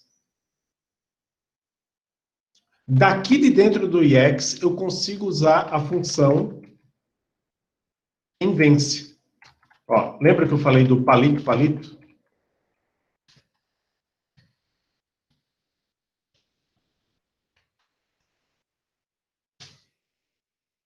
Ele já disse, ó, não tem como você tentar saber quem venceu entre palito e palito, ou quem venceu entre palito e pedra.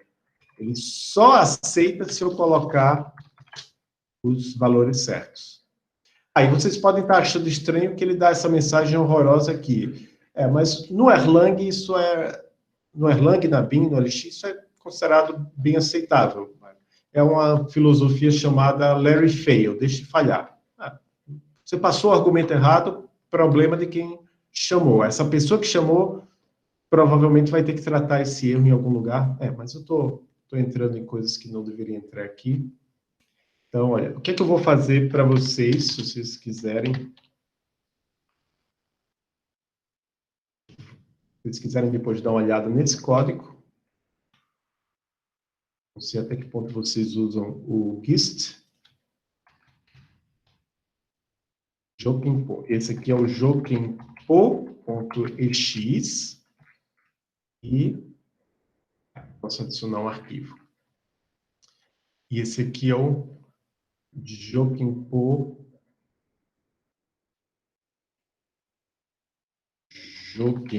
opa, underline testes, testes.exs. Não, é teste, não é testes, não. Teste.exs. Eu vou criar um GIST público. Pronto, se vocês quiserem ver o código depois, está aí no chat. LX tem estrutura de repetição ou condição? Tem, mas você não usa como em outras linguagens. Então, você tem um for lá. Vou dar um exemplo do for aqui. For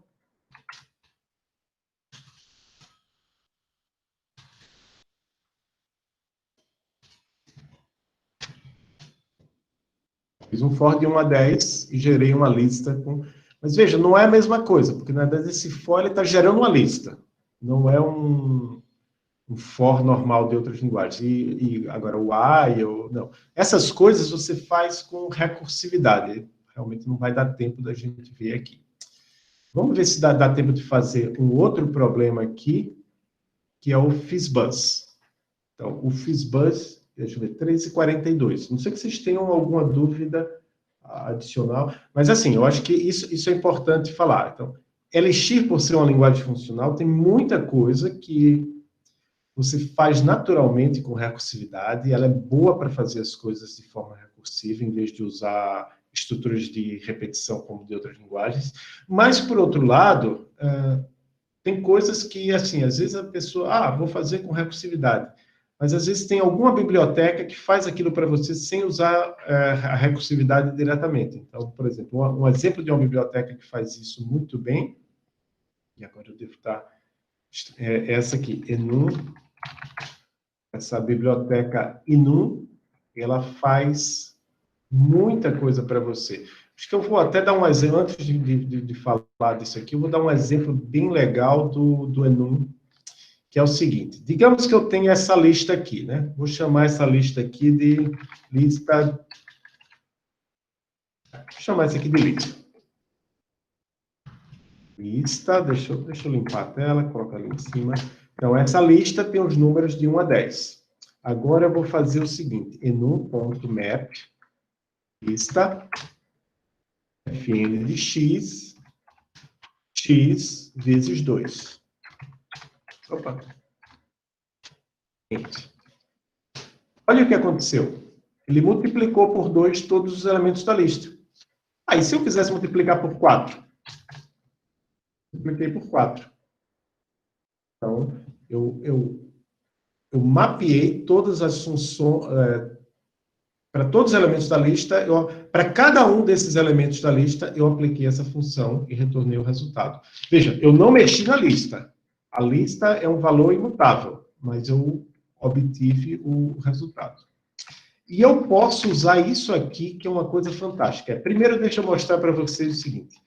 Vamos dizer que agora eu quero somar todos esses números dessa lista aqui. Dessa aqui, ó. Quero somar todos esses números. Eu chamo a função enum_sum, 220. Podem fazer aí manualmente, que vai dar 220 a soma disso aqui.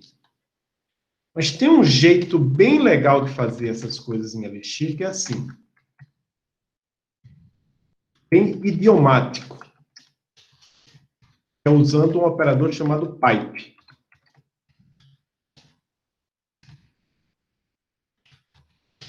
Quem tem experiência com o terminal do Linux, está óbvio o que é que está acontecendo.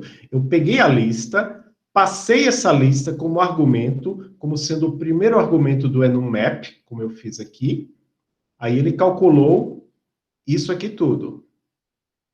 Passei o resultado disso aqui como o primeiro argumento do sum, como eu tinha feito aqui. Aí o resultado foi 220. Então eu fiz um pipe.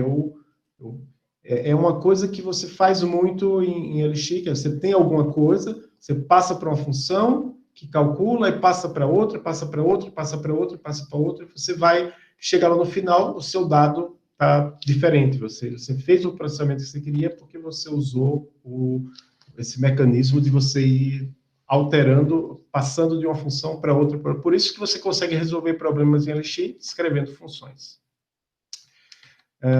Deixa eu fechar aqui. Agora eu vou lá para o FizzBuzz. Eu acho que não vai dar tempo de resolver o FizzBuzz inteiro, mas aí eu vou passar isso aí como exercício para vocês. Eu vou criar um novo projeto FizzBuzz. Então, o FizzBuzz é o seguinte, você define uma função que recebe como entrada. A primeira coisa que você tem que fazer é definir uma função que recebe como entrada um número inteiro, positivo. Tem que ser inteiro e positivo. Se esse número for 1, retorna 1. Se esse número for 2, retorna 2. Se esse número for 3, ou qualquer múltiplo de 3, exceto uns casos que a gente vai ver daqui a pouco, ele retorna fizz. Se esse número for múltiplo de 5, retorna buzz. E se esse número for múltiplo de 3 e de 5, aí ele retorna FizzBuzz. Então, isso é meio que uma brincadeira de criança em escola, a professora vai testando as crianças, 1, 2, aí a criança que deveria falar o 3, em vez de falar 3, ela fala fizz. Aí a próxima, 4, buzz, e assim por diante. Então, esse é o FizzBuzz. Então, nesse caso aqui, os testes do FizzBuzz seria assim, FizzBuzz de 1 retorna 1.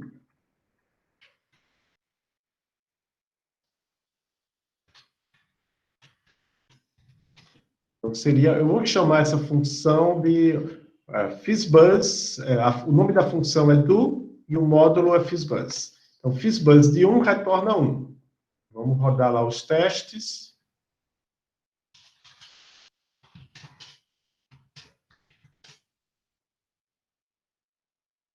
Não funcionou, claro, porque assim, o formulário de presença está lá disponível. Vou apagar tudo isso aqui e vou definir a função do, que recebe 1 e retorna 1.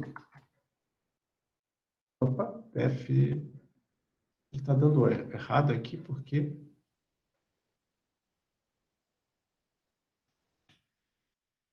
está dando errado.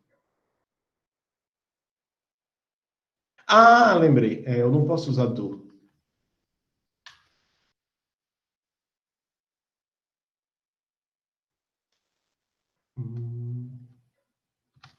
Chama de exec. Do é uma palavra registrada do Elixir. Assim.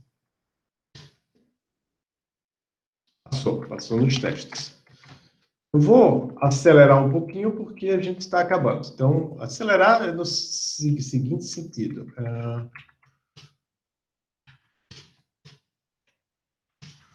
FizzBuzz de 1 retorna 1. FizzBuzz de 2 retorna 2. Escrever vários testes aqui, FizzBuzz de 3. Opa! Aí ele vai retornar, eu vou pedir para ele retornar o átomo fizz.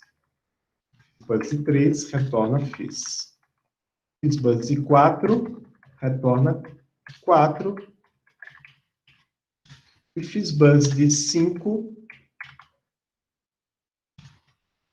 Um jeito de fazer isso melhor, certo? Essa parte que eu estou fazendo aqui dos nomes dos testes. Agora eu tenho muitos testes, né? Se vocês forem trabalhar com aquele site, eu acho que eu coloquei o link lá do Exercisement, você já recebe os testes e ele só te pede para você escrever o código. Então, olha.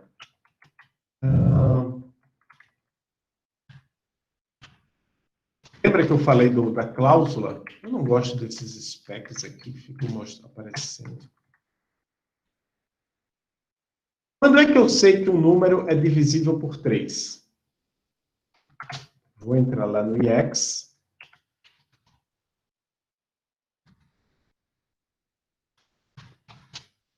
Opa. If não serve. Olha. REM. Quem é que me permite saber se o número é divisível por 3? Então, olha, x, 3. Então, reclamando aqui. O N não tem vírgula aqui. A vírgula é antes do do. Então, olha, quando um número for divisível por 3, ele retorna fis. Quando um número for divisível por 5, ele retorna bus. Em outros casos, só vai chegar aqui nesse caso se não for nem divisível por 3, nem divisível por 5. Quando for divisível por 3, retorna fis. Quando for divisível por 5, retorna bus. Se não for nenhum caso nem outro, retorna o próprio número. Vamos ver se passa nos testes. Passou nos testes. Vejam como é simples. Então, dá até para a gente terminar aqui esse problema. E se for 15? A ideia do FizzBuzz é que, se for 15, ele retorna FizzBuzz. O problema do 15 é que o 15 é divisível por 3 e por 5, né? Aqui ele está errado porque ele já entrou aqui, ele já foi ver, opa, 15 é divisível por 3. Então, eu vou fazer uma primeira versão, que é a versão mais simplificada, que é essa aqui. Se ele for divisível por 3 e divisível por 5, FizzBuzz.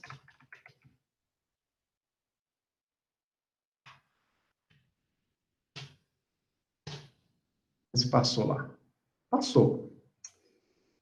Aí vocês que são bons de matemática, vocês provavelmente devem estar se coçando aí, no se, opa, se é divisível por 3 e divisível por 5, ele é divisível por 15. Não precisa fazer essa volta toda. Mas eu achei que foi bom aqui, só para deixar claro para vocês que vocês podem usar o AND nas guardas, né, nas cláusulas de guarda. Pronto, está pronto o FizzBuzz. Usei algum if?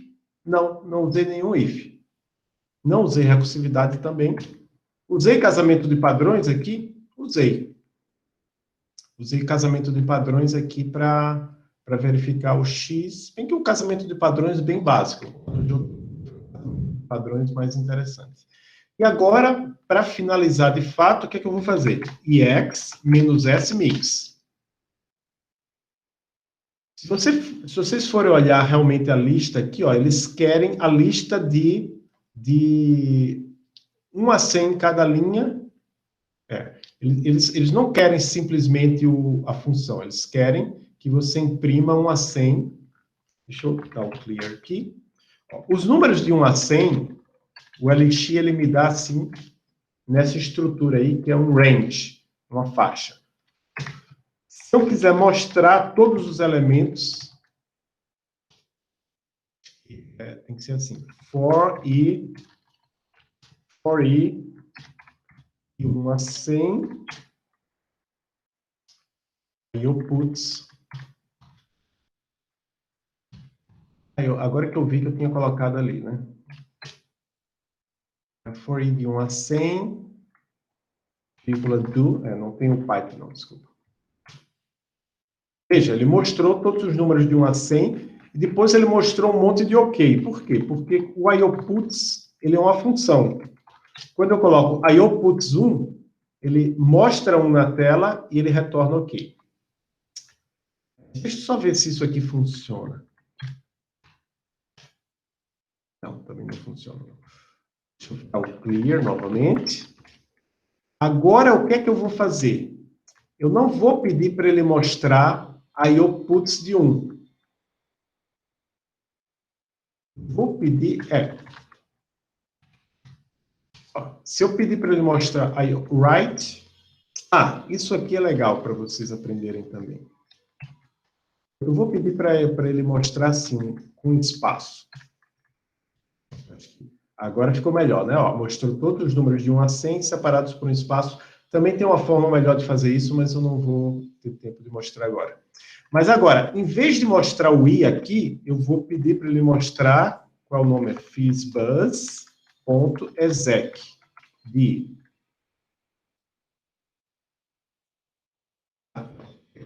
exec.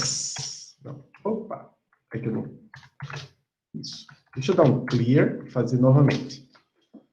1, 2 fizz, 4 buzz, fizz, 7, 8 fizz, buzz, 11 fizz, 13, 14 fizz, buzz. Está pronto o que eu queria fazer. Certo? Eu não sei se eu deixei pouco tempo para perguntas, mas em outros momentos, como eu abri espaço para perguntas e vocês não tiveram perguntas, então eu vou colocar só esse código aqui lá no Git também. Certo? Fazer isso escondido de vocês. E vocês podem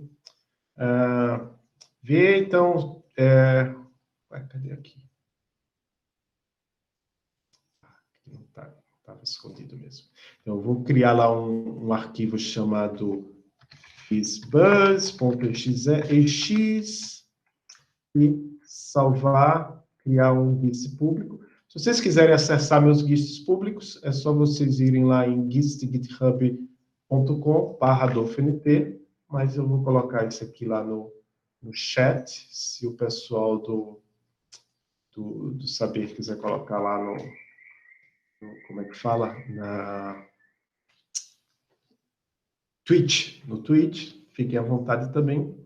É isso, eu acho que temos 3 minutos que vocês podem fazer alguma pergunta, desde que não seja algo que eu leve meia hora para responder, como, por exemplo, por que Elixir e Erlang são tão maravilhosos para programação concorrente? Demora um tempo.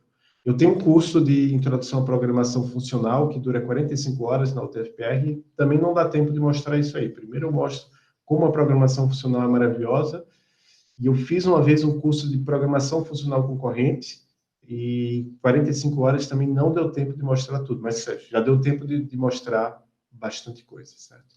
Muito obrigado a todos vocês.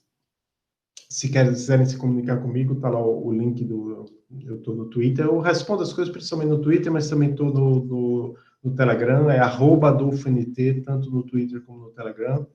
Usem a comunidade está aí para isso mesmo. A gente quer ajudar, a gente quer que a comunidade cresça, a gente quer que tenha mais desenvolvedores de Elixir, a gente quer que tenha mais empresas, talvez nem...